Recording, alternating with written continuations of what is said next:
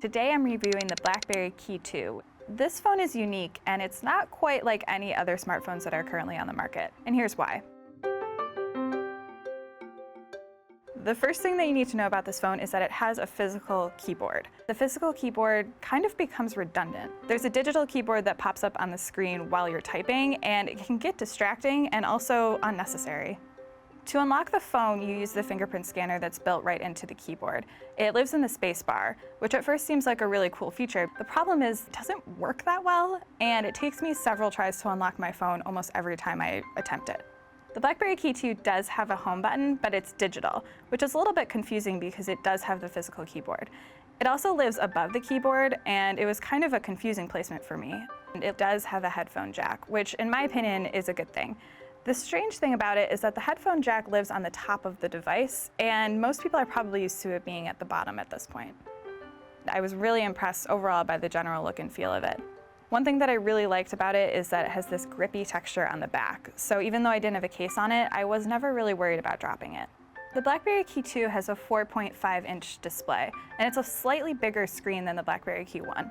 For me, it was smaller than the screen on my iPhone 6s. I will say that it's a pretty nice screen. It is nice and sharp. The problem is that it's not very bright, and that got frustrating to me. BlackBerry built in a couple different ways to make it more efficient to use, and one of them is built-in shortcut keys. So the BlackBerry Key2 has two different shortcut keys, which I found myself using all the time. There's one key that lives on the side of the phone. There's also a shortcut key that's new this year, and it lives directly in the keyboard. This key lets you automatically open any app that you choose just by pressing that and a corresponding letter on the keypad. I programmed it so that when I press the shortcut key and the letter I, it brings up the Instagram app. This feature made the phone a lot easier to use and a lot quicker to use than a lot of other phones that I've tried. One thing that I really liked about the phone, and this is something that BlackBerry is known for, is the security. There's a couple different features built in which make it feel a lot more secure than other Android phones I've used. One feature is called Detect, which lets you check the security status of your phone whenever you want.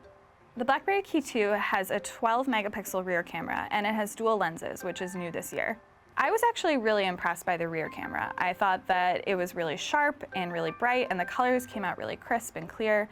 The selfie camera, on the other hand, is not great. It's an 8-megapixel lens, and I thought that the photos would look pretty good, but they don't. Every selfie that I took was blurry, it just didn't come out sharp, it wasn't clear, and the colors looked really odd. While most other smartphones these days are getting more and more advanced and having more bells and whistles and bigger screens, the BlackBerry Key2 went in another direction, and to me that wasn't necessarily a bad thing.